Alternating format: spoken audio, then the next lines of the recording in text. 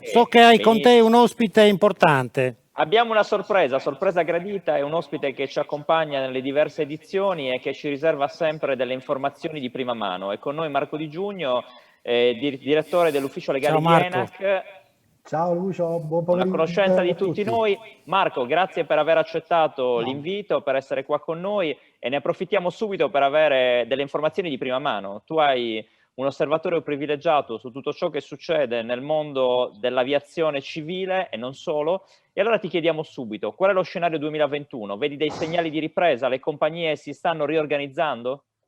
allora che le compagnie si stiano riorganizzando, questo è sicuro. Diciamo, purtroppo questo periodo ha fermando tutti, ha consentito tutti di fare delle riflessioni sia sul modello di business, sia su quello che ci aspetta il futuro. Sicuramente le previsioni che abbiamo da tutti gli enti internazionali, in primis l'ICAO e la IATA, prevedono diciamo, un recupero diciamo, totale di quello che erano le previsioni di traffico ante-Covid solo nel 2023. Si spera, perché diciamo, con l'annuncio del vaccino, con l'inizio delle procedure di vaccinazione di tutte diciamo, le persone europee, ma anche quelle degli americani, che questo processo possa essere un po' più rapido, perché sicuramente l'idea di avere una sicurezza sanitaria dovrebbe portare a recuperare quella sicurezza diciamo, nel volo, perché diciamo, purtroppo l'aereo è sempre stato visto, nonostante poi i riscontri tecnici, i riscontri sanitari ci dicono che forse l'aereo è uno dei posti più sicuri dal punto di vista del contagio, perché sono stati fatti numerosi test, numerose verifiche, diciamo, l'aria all'interno dell'aeromobile è sanificata al 99,999%, cioè è sana come l'aria che si respira all'interno di una sala operatoria. Perciò sicuramente l'ambiente dell'aereo è un ambiente sicuramente sicuro dal punto di vista della profilassi sanitaria. Però ovviamente questi sono gli studi scientifici, una cosa è la scienza, una cosa poi è la percezione delle persone. La persona che si trova comunque in uno spazio chiuso come un aereo insieme ad altre persone, anche se ci diamo tutte le rassicurazioni tecniche che non sono mancate, perché le collaborazioni fra l'ICAO, che è l'Associazione Internazionale dell'Aviazione Civile, che fra l'altro è presieduta da un italiano, l'ingegner Salvatore Sciacchitano, che era l'ex vice direttore generale dell'ENAC, perciò un motivo d'orgoglio per l'ENAC essere presenti al più alto livello dell'aviazione civile, la collaborazione con l'Organizzazione Mondiale della Sanità è stata molto stretta in questo periodo.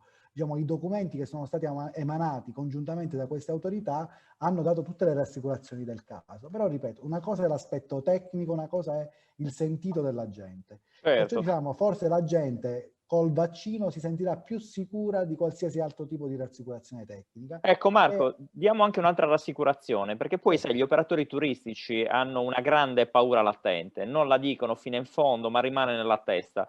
Grande crisi, pochi passeggeri, abbiamo vissuto un marzo, aprile e un maggio devastanti in cui gli aerei li abbiamo visti a terra, ricordiamo ancora le immagini di tutti gli aeroporti americani in prevalenza con questi sì. aerei parcheggiati come se fosse un grande multipiano e queste immagini sono ancora vive nella testa degli operatori, soprattutto in questo periodo. E allora subito sgombriamo il campo. Situazione Italia o palcoscenico europeo che tu conosci, quali sono i segnali? Compagnie in crisi che cercano di gettare la spugna oppure grandi segnali di No, devo rilancio? dire che abbiamo avuto comunque numerosi contatti di imprenditori che si vogliono avvicinare al settore. Forse, diciamo, l'idea di partire in un mercato che ormai purtroppo, cioè in questa fase è fermo, no?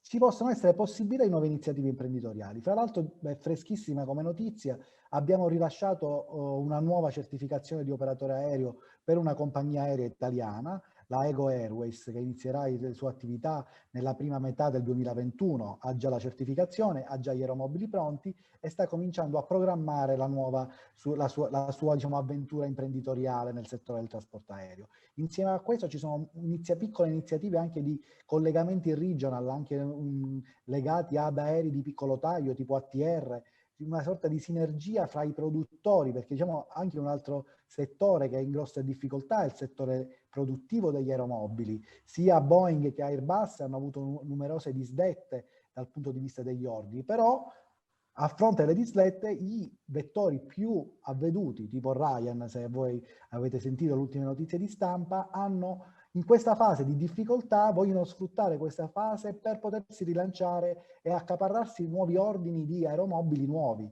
Ryan ha ordinato di recente 75 nuovi Boeing 737 MAX nell'ottica di rilanciare la sua attività sul territorio europeo non appena, diciamo, il mercato possa riprendere piano piano. Ma anche in Italia ci sono iniziative di questo tipo, piccoli imprenditori, medi imprenditori, e poi il punto interrogativo di ITA, la nuova l'Italia, che sembra essere pronta per cercare di sfruttare tutte le nuove opportunità che il nuovo mercato alla riapertura possa dare a un vettore aereo.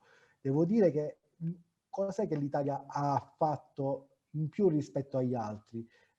Ieri è partito il primo volo intercontinentale Covid-free, è il primo collegamento fatto a livello mondiale a livello intercontinentale che garantisce il fatto che a bordo non ci siano soggetti che siano malati di Covid, perché vengono fatti dei test sia in partenza che all'arrivo. Questo consente al passeggero di essere sicuro che a bordo non c'è rischi di contagio, ma fondamentalmente evita la quarantena, che poi quello è il problema più grosso per gli operatori turistici, il problema della quarantena. Cioè, nel momento in cui io devo programmare una vacanza, se so che prendo l'aereo e quando arrivo devo stare in quarantena, mi sono giocato buona parte della mia vacanza. E il fatto di aver cominciato, essere stati i primi al mondo a iniziare un collegamento intercontinentale tramite Alitalia da un lato e Delta dall'altro, è importante dal punto di vista della capacità del nostro sistema di essere pronto a ripartire, perché ripeto, poi abbiamo dato una prova sia alla compagnia aerea, ma anche il sistema territoriale della sanità del Lazio ha dato prova di essere capace di mettere in campo delle risorse che consentono di controllare i passeggeri che si stanno per imbarcare su un volo intercontinentale, che non sono pochi. Marco, tutti segnali positivi, interessanti, non avevamo dubbio che ci avresti regalato una visione utile per gli operatori turistici, ma per tutto il sistema.